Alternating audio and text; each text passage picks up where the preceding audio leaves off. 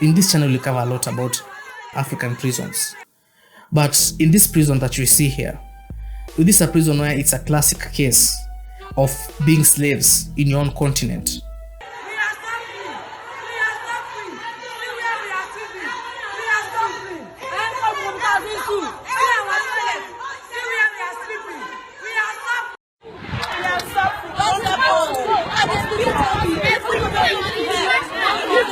These are Nigerian women who've been locked up in a Libyan prison.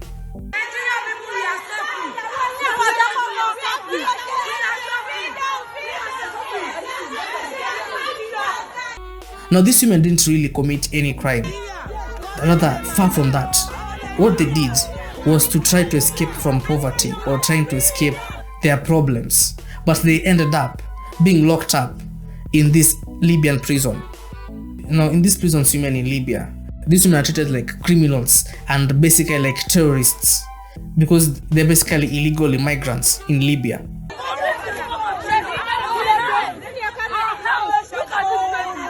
In this prison, cases of malnutrition, overpopulation, abuse, rape, and death are a norm because these women are basically not Libyan citizens. And Libya being a country that is at war, these women are basically treated like trash. And in these prisons, they basically don't have any rights. In fact, the only rights that they have is to breathe.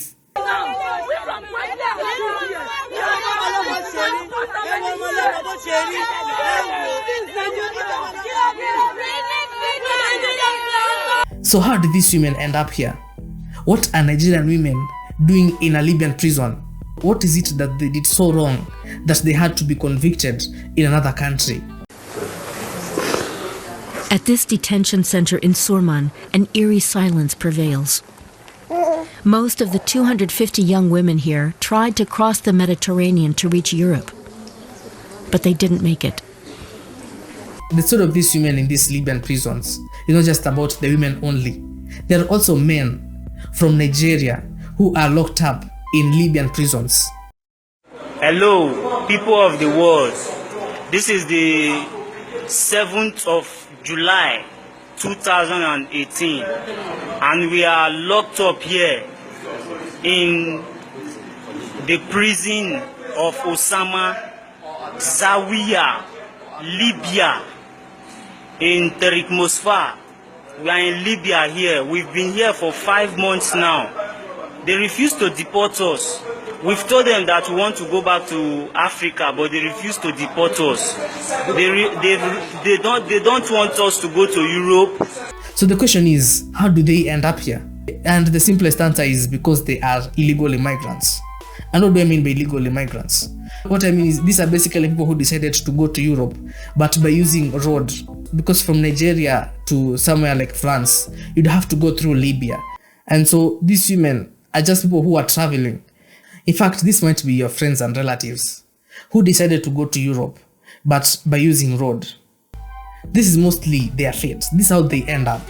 In fact, going to Europe by road should be avoided at all costs because it's one of the most dangerous journeys in the world. If you ask me, it's one of the most dangerous journeys in the world because not only do you face death, but you also face being locked up in such kinds of prisons with such kinds of conditions. 3-year-old Mariam and her baby girl Rihana were rescued off the coast of Libya months ago. She once dreamt of reaching Italy, but ended up with about 2,000 others in detention close to the fighting in Tripoli. And why do most people take this journey? Why do most people decide to travel from Nigeria to Libya? It's because of the problems inside their countries, because of the high rate of unemployment, poverty, and all those challenges. So, because it's hard to get a visa to go to somewhere like France, these people then decide to immigrate illegally. Yeah, because they don't have the funds to acquire a visa to go to somewhere like Spain. So their easiest route is to go to Europe by road. And going to Europe by road is not an easy feat. There are so many documentaries that have documented this. How it's dangerous, how there are bandits on the road, how there are kidnappers, you know. And one of the most important aspects when you're traveling by road to Europe is you have to use smugglers. And you know, smuggling is almost like a cartel. I'm a smuggler. Even now I'm a smuggler. I've heard that in town they're giving us something, so we give up this job. But they didn't give me anything, and I don't know any other work than this one. So when you're traveling by road to Europe, when you reach Libya, you obviously have to cross the Mediterranean Sea. And when you're crossing the Mediterranean Sea, and remember you're using smugglers. Now these smugglers, what they do is they go and find some sort of inflatable boat where they dump a lot of people in it. These inflatable boats are mostly overcrowded because the smugglers are obviously trying to maximize profits.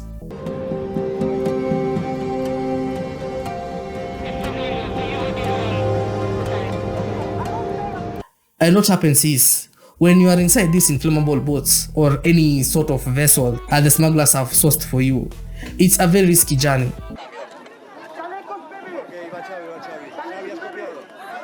When you're in the Mediterranean, there are two options.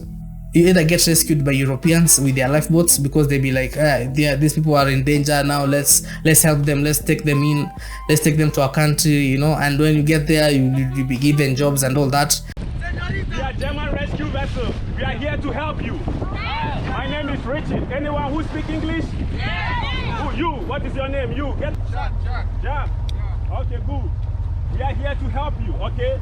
These people depend on being saved by lifeguards from the European countries. And what do I mean by this? What I mean is, now when the smugglers take these people from the Libyan coasts and take them to the sea, they don't really give them a specific destination. What they do is, they dump inside the water, and then as the current takes you farther and farther away from the Libyan beaches, you now come close to the European countries. And from there, these people are then rescued. Because of being too overcrowded, some of them don't make it. And it's not some of them, it's many of them don't make it. And what do I mean by they don't make it? These people either drown or they take a U-turn back to the Libyan coasts. And this mostly happens to those who are unlucky or those who didn't find the lifeguards.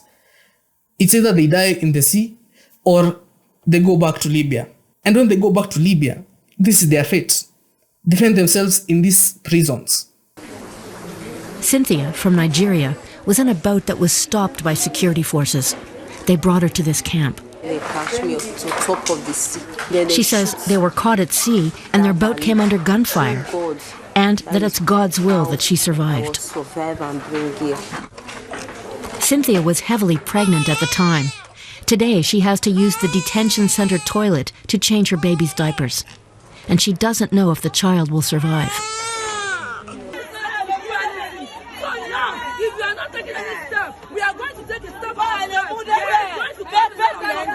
It's like they are migrants inside an African country.